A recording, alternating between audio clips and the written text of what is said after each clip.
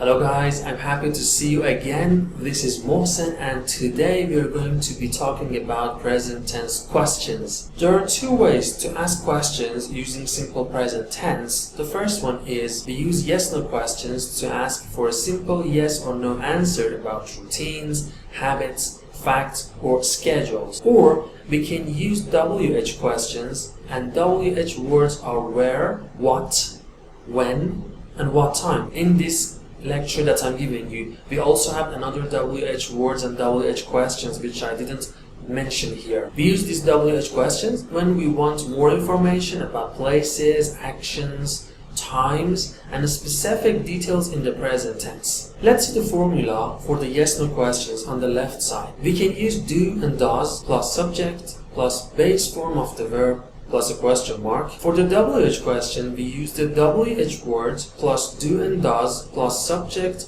plus base form of the verb plus a question mark. The concept is pretty easy, so I'm not going to elaborate in this section more on that. But let's see the right side, how to use yes/no and WH questions. Yes/no questions, when do we use them? We want to use yes/no question when asking about if something happened. This page is for you in order to pause and see it and read it and grasp the idea completely for yourself. If you had any questions, feel free to ask. Let's continue. Again, I brought some of the grammatical points here for you mentioned in this text. Try to read it for yourself. There are some of the WH words here, and I used do and does also in this paragraph, in this text. So you can pause and read it for yourself. But let's see some examples. For the yes/no questions, do you like coffee?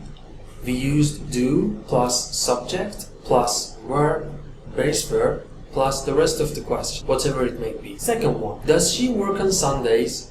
We use does because our subject is she. Third one, do they play soccer on weekends? And also the explanation is below each example. Another one, using WH questions. Where do you live? When does he study? What time do they arrive? Also, the explanations are below each example. Feel free to pause and see them, read them, grasp the context and idea for yourself. If there were any questions, which I think there might be not, since the concept is pretty easy, feel free to ask them. This was all I have to give you for this section. See you next.